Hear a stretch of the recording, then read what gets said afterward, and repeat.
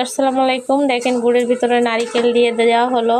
তো এখন গুড় আর নারিকেল একসাথে মিক্সড করছে, একসাথে মিক্সড করে অনেক সুন্দর করে আর কি জ্বালাচ্ছে। নারিকেলের পিঠা তৈরি করব, তো তাই এটা যদি সুন্দর না হয় সেই এটাকে বলে সেই বলে নাকি, এটাকে সেই বলে। এটা যদি সুন্দর করে গুড়ের পিঠা যদি সুন্দর করে না বানানো হয় তো ভালো লাগে না। আগে এটা পরিপূর্ণভাবে মিক্সড করার পরে এটা নাড়ু আকারে, আমরা যে নাড়ু বানাই না, এইভাবে তৈরি করে আসলে নাড়ু তৈরি করা হয়।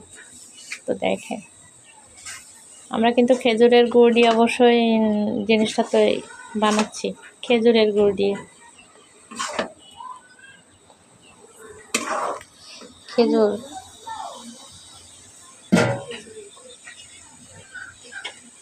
খেজুরের গুড় দিয়ে, বুঝছেন, খেজুরের গুড় দিয়ে আমরা আর কি মাটির চুলায় পিঠা বানাবো।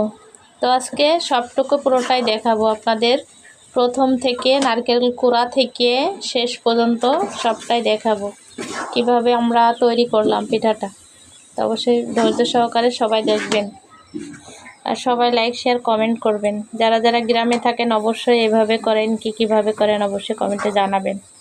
আমরা কিন্তু গ্রামে থাকি, তাই গ্রামের ভাবেই আমরা তৈরি করছি। তো আপনারা দেখেন,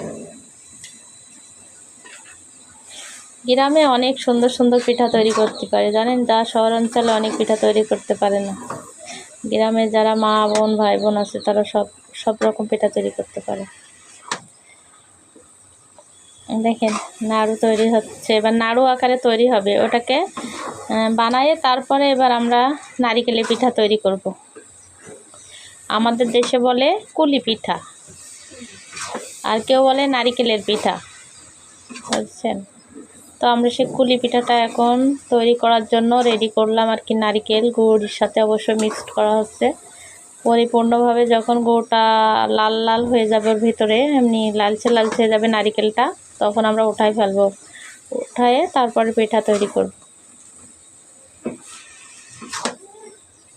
দেখেন কেমন লাগলো অবশ্যই কিন্তু কমেন্ট করে জানাবেন, যে আপনারা কিভাবে তৈরি করেন সেটাও কিন্তু আমাদেরকে জানাবেন। আপনাদের দেশে কি বলে এই পিঠাটাকে, তো সবাই কমেন্ট করবেন।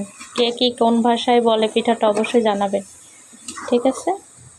তো এখন একটু গুড়ের সেন্ট বের হচ্ছে, খেজুরের গুড়ের সেন্ট বের হচ্ছে, সেন্টটা খুব ম করছে। তো নারিকেলটা অবশ্যই চেখে দেখবো এখন একটু।